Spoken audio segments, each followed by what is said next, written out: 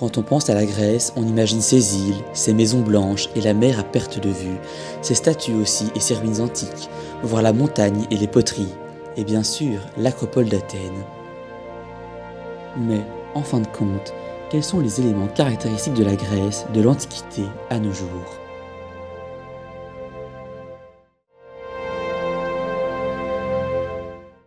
Je suis le fils de Péas, ce philoctète que les deux chefs de notre armée, ainsi que le roi des Céphaloniens, ont jeté ici ignominieusement, abandonné de tous, alors qu'il se mourait de ce mal féroce qu'avait férocement imprimé dans sa chair une vipère tueuse d'hommes.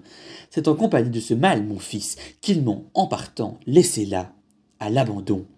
J'avais touché ici au moment où ma nef revenait d'une expédition à Chrysé en mer.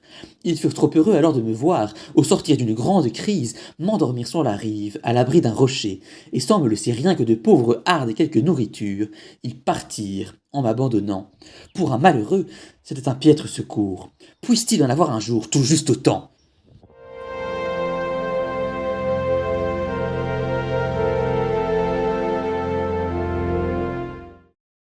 Je chante Artémis, qui par les montagnes ombreuses et les pics battus des vents, bande son arc d'or pur tout à la joie de la chasse, et lance des flèches qui font gémir. Les cimes des hautes montagnes frémissent, et la forêt pleine d'ombre retentit aux cris affreux des bêtes des bois, la terre tremble ainsi que la mer poissonneuse.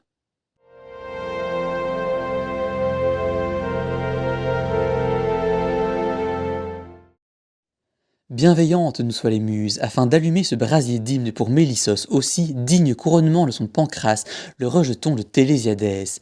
Oui, pareil son courage, à l'audace des traits grondeurs fauves lions dans l'assaut, pour la prudence, c'est le renard qui de l'aigle, en se culbutant en arrière, arrête le rhombe.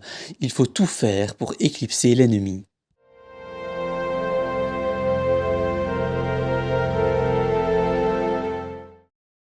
Les cris grandissaient à mesure qu'on approchait, les gens qui ne cessaient d'arriver se précipitaient en hâte vers ceux qui ne cessaient de crier, et la clameur devenait plus retentissante à mesure que grandissait leur nombre.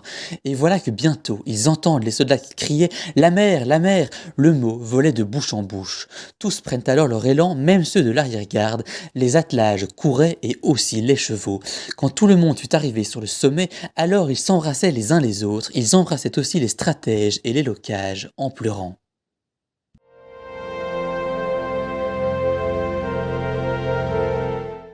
Toutefois, je n'y contredis pas.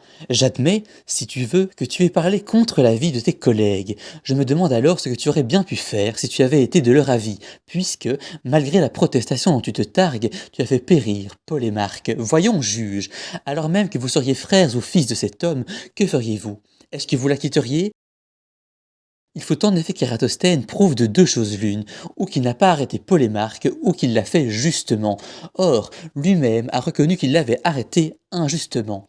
Par là, il a facilité votre vote à son sujet.